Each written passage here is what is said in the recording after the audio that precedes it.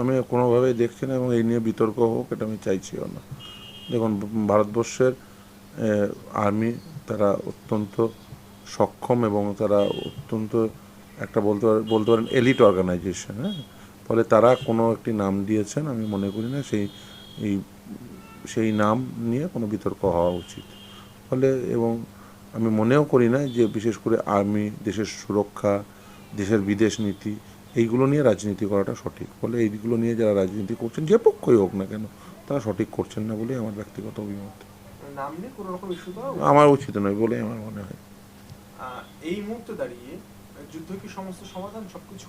দেখুন, যুদ্ধ কখনোই কোনো কিছুর সমাধান নয়, কিন্তু তার অর্থ এই নয় যে আপনি আত্মরক্ষা করবেন না। শান্তির সময় যুদ্ধের প্রস্তুতি এবং যুদ্ধের সময় শান্তির প্রস্তুতি নিতে হয়। এটাই হচ্ছে যে একটি দেশকে শক্তিশালী রাখার সবথেকে মোক্ষম একটি মন্ত্র।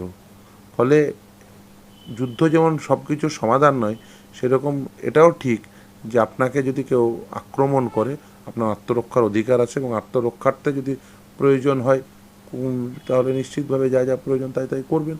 যদি কেউ আপনার দিকে বোম ছোড়ে, মিসাইল ছোড়ে, আপনি কি তার দিকে লাড্ডু ছুড়বেন না রসগোল্লা ছুড়বেন? তার দিকেও বোম মিসাইলই ছুড়বেন। ফলে আমার খুব পরিষ্কার কথা, কেউ যদি আমাকে যদি বোম বোম দেখায় তাকে আমি মিসাইল দেখাবো, খুব পরিষ্কার কথা। আর আমি মানে এরকম একটি যেখানে ওই এরকম একটি প্রতিবেশী রাষ্ট্র যেখানে ওই জঙ্গি ঘাঁটি আছে, সেই জঙ্গি ঘাঁটি অটুট থাকবে এবং আমি যুদ্ধ চাই না এটা বলবো, এ বলা মানুষ বিদ্বেষী নয়। আমি মনে করি ওই যদি জঙ্গি ঘাঁটি থাকে ওর নাম নিশান মিটিয়ে দেওয়া উচিত।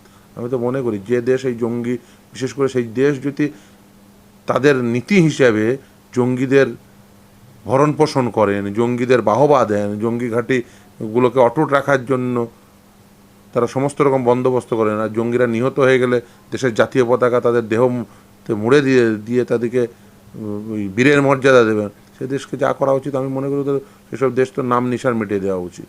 ভারতবর্ষে কোনো নাম নিশান কেন রেখেছে পাকিস্তানের, সেটাই আমার সবথেকে বড় প্রশ্ন। ও তো নাম নিশান মিটিয়ে দেওয়া উচিত। বিশ্ব মানচিত্রে ওই দেশটি রাখা উচিত না যতদিন ওই জঙ্গি ঘাঁটি রাখবে। দেখুন, আমার ভারতভূমি যতদূর আমার ভারতভূমি হওয়া উচিত ততদূরই আমার ভারতভূমি ফিরিয়ে আনতে হবে। শুধুমাত্র ওই মুখে বললে হবে না, ফিরিয়ে আনতে হবে। অবশ্যই আমার ভারতভূমি অন্যজন অকুপাই করে কেন রাখবে? আমি আমি আমি যদি আমার যদি সেই থাকতো, আমি নিশ্চিতভাবে চাইতাম যত শীঘ্র সম্ভব যে আমার ভারতভূমি আমার ভারতেরই হওয়া উচিত এবং যে ভূমি আমার সেই ভূমির আমি দখল অন্য কাউকে কেন নিতে দেবো? বামপন্থী মনস্করা যারা আছেন একাংশ তারা বলছেন যে এই সময় দাঁড়িয়ে যুদ্ধ করলে অনেকে ক্ষতি হবে, প্রাণ যাবে, সেখানে শান্তি প্রতিষ্ঠাই হওয়া উচিত। আমি আগেই তো বললাম, যুদ্ধের সময় শান্তির প্রস্তুতি নয়, শান্তির সময় যুদ্ধের প্রস্তুতি নিতে হয়। কিন্তু মানে আমাকে কেউ মেরে দেবে আর আমি তাকে আমার দেশের 26 জনের প্রাণ যাবে আর আমি বলবো যে না না শান্তির দূত হয়ে শান্তির বাণী ছড়াবো, আমি অন্ততপক্ষে এই নীতিতে বিশ্বাস করি না। আমি মনে করি টিট ফর ট্যাট, যদি কেউ মিসাইল ছোড়ে তার দিকে মিসাইলই ছুড়ব।